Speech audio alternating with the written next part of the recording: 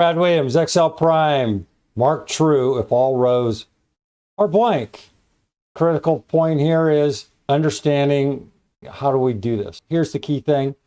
You see this less than and greater than, it means not blank. Not blank. So sum, we're going to sum up not blanks.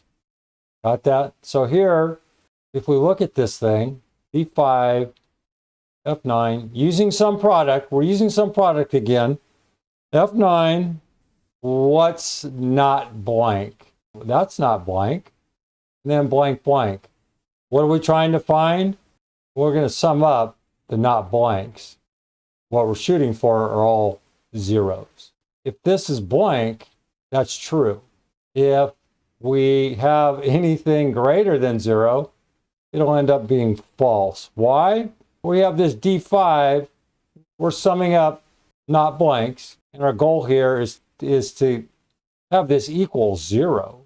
We had this true, we had the true, false, false.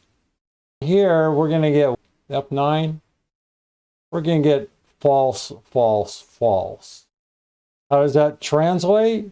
False, false, false is going to turn out like this. 0, 0, F9, 0, 0, 0. Some product of 0 can be 0.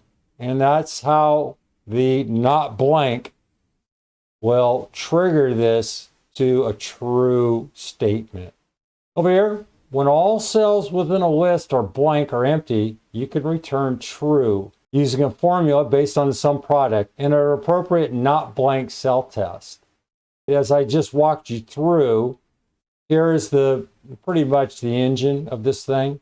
Inside these parentheses, the output of B5, D5, not blank, appears as follows: true, false, true. The double negative converts these to 0, 0, 1.